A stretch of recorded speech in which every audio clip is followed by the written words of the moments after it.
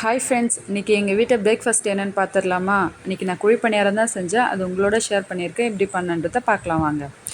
First வானல் வச்சுட்டு அதில் எண்ணெய் ஊற்றி கடுகு போட்டு கடலைப்பருப்பு போட்டுக்கலாம். கடலைப்பருப்பு நல்லா செவந்து வந்ததும் ஒரு கருவேப்பிலை, ஒரு பச்சை மிளகாய், ஒரு வெங்காயம் போட்டு நல்லா வறுத்து எடுத்துக்கலாம்.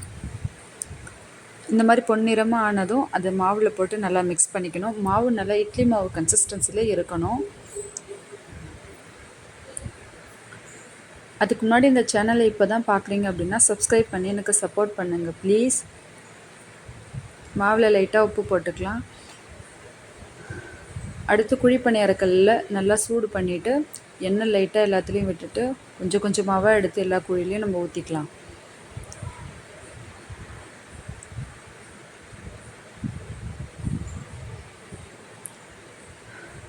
எல்லாத்துலேயும் ஊற்றிட்டு ஒரு 2 நிமிஷம் கரெக்டாக விட்டுட்டு நம்ம திருப்பி போட்டுக்கலாம்.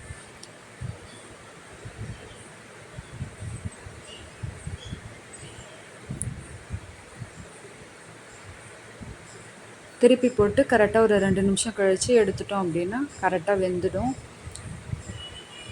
அவ்வளோதான், குழி பணியாரம் தயாராகிடுச்சு. இதுக்கு சாம்பார் சட்னி எது வேணாலும் சாப்பிட்டுக்கலாம் தொட்டு. நான் கடல மல்லாட்டை சட்னி தான் அரைச்சேன்.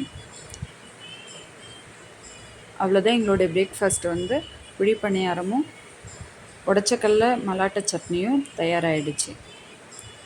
இந்த வீடியோ உங்களுக்கு பிடிச்சிருந்தால் லைக் பண்ணுங்கள், என்னோடய சேனலை சப்ஸ்கிரைப் பண்ணுங்கள் ப்ளீஸ்.